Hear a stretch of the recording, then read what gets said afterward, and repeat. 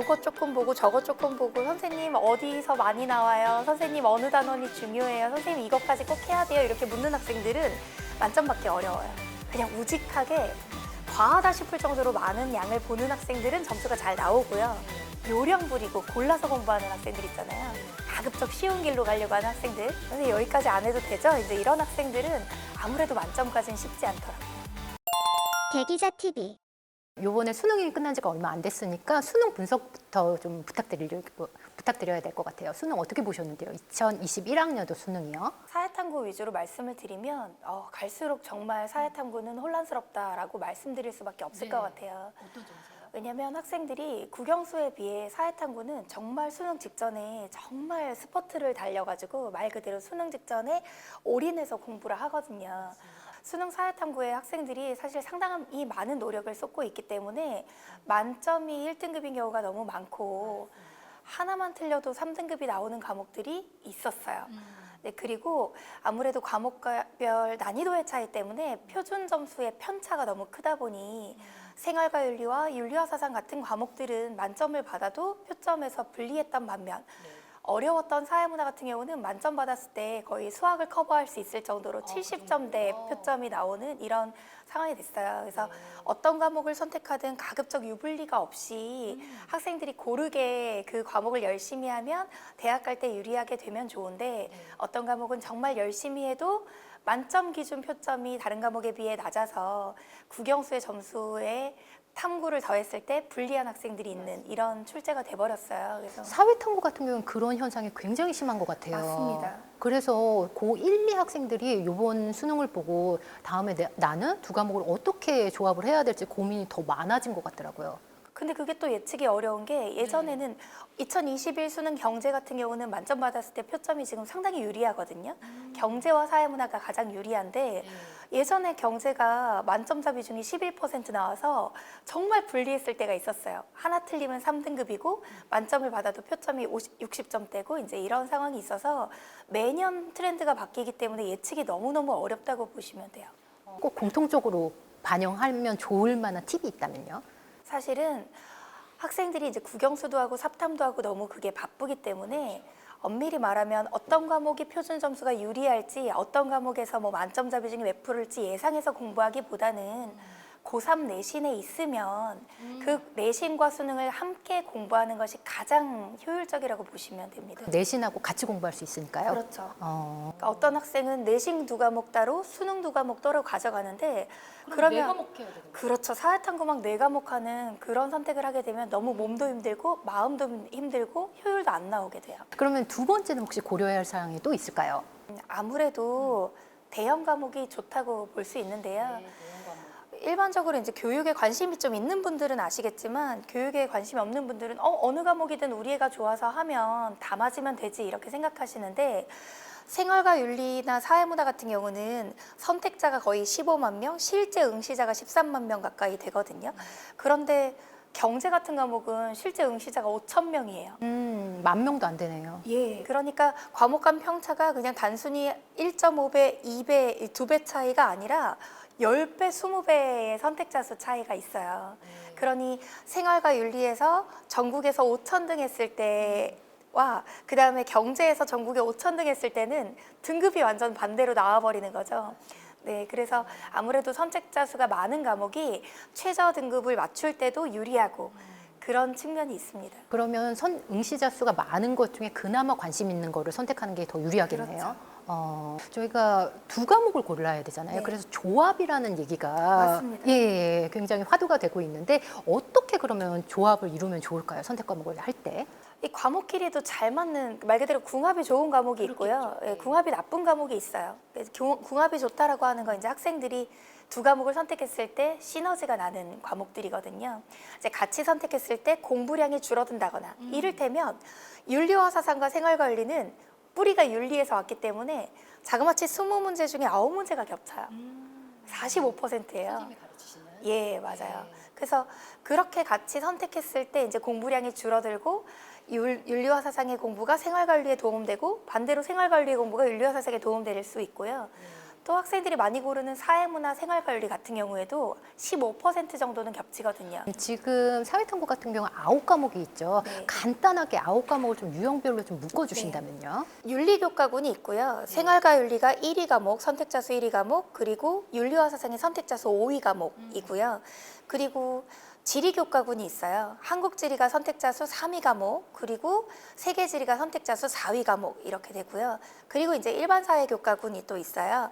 사회문화가 선택자 수 2위 과목인데 그냥 2위가 아니라 탑2에 들어가고요. 왜냐하면 생활과 윤리, 사회문화에 비해 3위 하는 한국지리는 4만 명밖에 선택을 안 해요. 갑자기 3분의 1로 확 떨어지거든요. 네. 그래서 일반 사회 교과군의 사회문화와 정치와 법 그리고 경제가 있는데 정치와 법과 경제는 2만 명대 또는 5천 명대 선택하는 상당히 소형 과목이에요. 그리고 이제 남은 게 하나 역사 교과군인데요. 세계사와 그다음 동아시아사가 있는데 이 역사 교과군도 어릴 때부터 참 역사 좋아하는 이야기로 읽는 세계사 같은 걸 좋아한다거나 덕후 그렇죠. 관심 있는 친구들. 예, 역사 덕후들이 있어서 그 동아시아사 선택하는 학생들은 세계사도 같이 선택하는 편이에요. 그러니까 자신의 성향에 따라 지리 쪽이 맞는 학생들은 지리에서 이제 암기에 부담이 있지만 딱 떨어지는 답을 원할 때 역사는 어릴 때부터 역사에 흥미 있었던 학생들이 주로 골라요. 공부량이 조금 많은 편이어서 좀 배경 지식이 있는 학생들은 쉽게 고르지만 아니면 이제 좀 어려워할 수 있고요.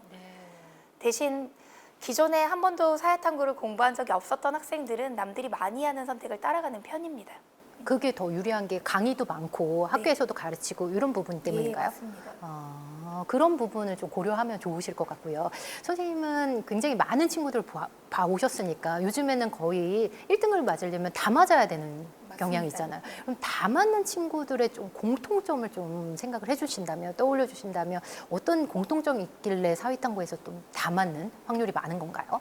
근데 한번 생각해 보시면 1등급이 4%예요. 그 우리가 100명 중에 4명만 1등급을 받을 수 있고요. 그 100명 중에 4명 정도 다 맞는다고 보시면 되거든요. 그런데 사실 우리가 한 학급의 인원수를 고려하면 정말 이 100명 중에 4명이라고 하는 게 반에서 1, 2등 하는 학생들이라고 생각하시면 돼요. 네. 근데 그런 학생들은 그냥 골라서 요것 조금 보고 저것 조금 보고 선생님 어디서 많이 나와요? 선생님 어느 단원이 중요해요? 선생님 이것까지 꼭 해야 돼요? 이렇게 묻는 학생들은 만점 받기 어려워요. 그냥 우직하게 과하다 싶을 정도로 많은 양을 보는 학생들은 점수가 잘 나오고요. 요령 부리고 골라서 공부하는 학생들 있잖아요. 가급적 쉬운 길로 가려고 하는 학생들. 이거 나와요, 안 나와요 묻는 친구들. 그렇죠. 선생님 여기까지 안 해도 되죠? 이제 이런 학생들은 아무래도 만점까지는 쉽지 않더라고요. 사회탐구는 암기가 핵심이다, 암기가 결정을 한다 이런 의견이 있는데 그거에 대해서는 어떻게 생각을 하시는지요? 사실 이걸 봐주시는 학부모님도 계실 테니까 학부모님들도 사회탐구는 암기 과목이다 이런 생각이 확실히 있으시잖아요. 90%는 맞습니다. 그래요? 여전히 사회탐구는 암기가 기반이 되어야 돼요. 그러니까 국영수에 비해 기본적으로 암기가 돼야 그 다음에 응용으로 나갈 수가 있는데요. 많은 학생들이 사회탐구를 이해 과목이라고 생각하고 싶어 해요. 왜냐면 암기가 귀찮으니까요. 네, 그래서 어느 정도 암기가 기반이 돼야 시간도 줄어들고 그리고 훨씬 더 효율적으로 이제 문제에 접근할 수가 있는데 암기를 안 하고 그냥 무작정 이해로만 접근하게 되면 오래 걸리고 시간도 오래 걸리고 이제 그런 특성이 있어요. 그러면 또 궁금증이 암기를 조금 효과적으로 할 수 있는 방법? 선생님이 팁을 주신다면요? 이게 도돌이표 같은 대답인데요. 이해를 깊이 하면 암기가 잘 됩니다. 이해를 깊이요? 이게 제가 암기가 90%라고 말씀드렸지만 요즘은 무턱대고 암기할 수 있게 교육과정상 시험 문제가 나오지가 않아요.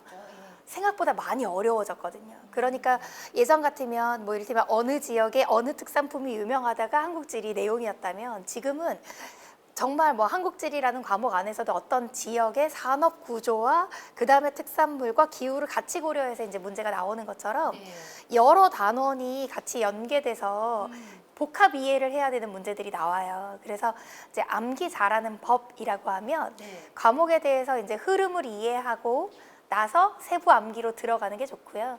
이것은 이제 전체적으로 이해 방법론에서 그렇게 말씀드린 거고 사실 학생들이 암기를 잘하는 방법을 저한테 물어보면 굉장히 많이 물어보실 것 같아요. 저는 실전적으로는 뭐라고 얘기하냐면 바닥에 닿는 면적을 줄여라 이렇게 말을 해요. 왜냐하면 누워서 들었던 것 같아요. 누워서 편안한 자세로 있으면 긴장이 풀려 있으면 암기가 잘 안 돼요. 암기는 어느 정도 좀 긴장이 되고 허리도 꼿꼿이 세우고 꼬리뼈도 딱 의자에 꼭 박고 그렇게 해서 머리가 살짝 긴장된 상태에서 암기가 더 잘 되거든요. 사회탐구 같은 경우에는 기간이 한 6개월에서 1년 바짝 공부하는 친구들 굉장히 많잖아요. 맞습니다. 선생님도 그게 더 맞다고 보시는지요? 거의 그러면 가장 추천하는 시작 시기를 추천해 주신다면요? 사실 제가 학생들을 많이 만나면서 느낀 건 못된 선배들이 사회탐구는 여름방학에 2개월만 바짝 하면 된다 이렇게 추천을 해가지고 이제 국영수도 급하고 너무 할 게 많으니까 여름방학에 이제 사탐을 하는 경우가 많아요. 그때 뭐 8조 완성, 6조 완성 이런 거 많잖아요. 맞습니다. 그러다 보니까 6월 모의고사를 봤는데 사회탐구 점수가 너무 안 나와서 이제 사탐해야 되겠다 해서 여름방학에 사탐을 정말 많이 해요. 고3이요? 예. 대치동에도 여름방학에는 사탐, 과탐이 완전 특수고요. 그리고 인터넷 강의 매출도 여름에 거의 피크를 찍습니다. 근데 문제는 여름방학이라고 하면 수능이 진짜 몇 달 안 남았을 때잖아요. 근데 그때 학생들이 이제 사탐이나 과탐에 너무 많은 시간을 쓰다 보니까 국영수의 리듬이 깨지는 거예요. 그래서 정말 2개월 열심히 사회탐구를 해서 9월 모의고사 될 때는 사회탐구 점수가 잘 나오는데 국영수가 무너져 있는 경우를 많이 경험하게 되죠. 근데 이제 그렇게 치면 9월 모의고사에서 수능 때까지는 이제 2개월밖에 안 남잖아요. 근데 2개월 동안 국영수를 올리려니까 막막한 거죠. 기본 과목을 언제 올려요? 그래서 저는 여름방학에 사탐을 하느라 국영수가 흔들리는 게 가장 바보 같은 선택이라고 생각하고요. 사회탐구도 그냥 1년 동안 꾸준히 일주일에 각 과목당 6시간 정도의 공부 시간을 확보해서 이 두 과목 선택이니까 사회탐구에 12시간 쓰면 돼요. 그렇게 해서 꾸준히 가져가는 게 훨씬 더 국영수와 밸런스를 맞추고 보조를 맞추기가 좋다고 생각해요. 그러면 고2 겨울방학 정도? 제일 좋죠. 고2 겨울방학에. 그러면 강사님 1년 플랜을 좀 짜주신다면요? 기출문제를 중요하다고 학생들은 많이 알고 있지만 아무것도 없는 상태에서 배운 적이 없는 상태에서 기출문제는 너무 어렵습니다. 요즘 사회탐구가 그냥 문제 무턱대고 푼다고 풀리는 수준이 아니거든요. 그래서 처음 이제 겨울방학부터 다음 3월 모의고사 전까지 각각 중요한 시즌별 모의고사가 있잖아요. 3월 교육청 모의고사가 있고 6월 평가원이 있고 9월 평가원이 있고 이렇게 그 중요한 세 개의 시험을 기준으로 나눈다면 이제 공부를 시작한 겨울방학부터 3월 모의고사 전까지 그때까지는 개념에 초점을 맞추는 게 맞아요. 이제 개념이라고 하면 설명과 이해 위주의 그런 개념 강의 같은 것들을 참고해도 괜찮고요. 혼자서 참고서를 봐도 되지만 요즘은 워낙 좋은 인터넷 강의들이 발달해 있어서 유료 인강도 있고 무료 인강도 있고 뭐 자신이 잘 맞는 하나의 수업을 들어서 개념을 좀 끝내놓는 게 가장 좋고요. 한번 훑어보고. 예. 그리고 3월 이후에 3월 모의고사를 본 이후에는 개념을 한 바퀴 돌렸으니까 그 다음부터는 이제 기출문제집을 6월 모의고사 전에 보는 게 좋아요. 기출을요? 네, 그래서 기출을 정리해서 6월 모의고사에는 내가 이제 평가원 기출문제와 교육청 기출문제에 익숙해진 다음에 시험을 보는 게 좋고요. 그 다음 연계 교재를 안 볼 수가 없으니 EBS. 예, 여름방학에는 EBS 수능 특강, 수능 완성을 이제 낯선 선지들 위주로 봐주는 것이 좋고요. 사회탐구는 내신하고 연계해서 많이 선택을 해라 이렇게 말씀을 하셨는데 선생님이 예전에 또 세화여고 선생님을 활동을 하셨으니까 내신을 잘 받는 팁을 좀 들려주신다면요. 내신 공부를 좀 이렇게 했으면 좋겠다. 사실 내신과 수능을 잘 받는 팁은 다 똑같은데요. 출제자의 의도를 파악하는 거예요. 수능은 평가원에서 내시니까 평가원 교수님들이 뭘 묻고 싶은지를 이해하는 게 가장 중요하고요. 그 평가원 교수님들을 우리가 직접 만날 수는 없으니 기출문제를 통해서 아 이런 걸 묻고 싶어 하시는구나라는 걸 읽어야 되는 것처럼 내신도 결국 출제자의 의도를 잘 봐야 된다고 생각해요. 그런데 내신 문제의 출제는 여러분 학교 선생님들이 해주시니까 학교 선생님들의 눈빛, 표정, 말투를 잘 보세요. 저도 교사였지만 제가 이 문제를 냈어요. 이 페이지에서 정말 중요한 게 있어요. 아무래도 그 페이지 읽을 때 표정이 달라져요. 말을 한 번이라도 얘들아 이거 정말 중요해 라고 한 번이라도 더 하게 돼요. 그러면은 수업 때 절대 졸면 안 되겠네요. 사실 그렇습니다. 많은 학생들이 안타까운 게 학교 선생님의 수업과 뭐 인터넷 강의가 있다 그러면 인터넷 강의 강사들은 말을 수려하게 잘하잖아요. 그러니까 인터넷 강의의 강사들은 사실은 정말 말 그대로 학생들이 정말 이렇게 끌려올 만큼 강한 흡입력을 가지고 강의하다 보니까 많은 학생들이 인강지상주의에 빠져버려요. 그래서 학교 선생님이 사실은 그 문제를 내시는 출제자인데 내신 문제를 내는 분들인데 학교 선생님들이 눈치코치해서 여러분들에게 다 힌트를 주고 계시거든요. 이런 거 날개에 있는 것도 잘 봐라. 이런 테마 심화학습 잘 봐라. 다 사실 알려주고 계시는데 여러분들 그때는 졸다가 시험 직전에 인터넷 강의로 막 정리하려고 하는 경우가 많아요. 근데 그렇게 되면 정말 그 내신 출제하시는 선생님의 의도는 다 놓치고 네, 그냥 일반적인 것만 알게 되니까 정말 지엽적이고 킬러 문제는 다 놓치게 돼요. 거기서 사실 변별력이 나오는 건데. 맞아요. 그러면 일단 학교 선생님의 말씀을 귀 기울여서 토시 하나도 빼뜨리지 않고 집중하는 거, 그게 가장 중요할 것 같네요. 오늘 이지영 강사님의 말씀이 사탐을 비롯해서 교육 때문에 고민하는 학생과 학부모님들한테 많은 도움을 주셨을 것 같습니다. 오늘 장시간 귀한 말씀 감사합니다.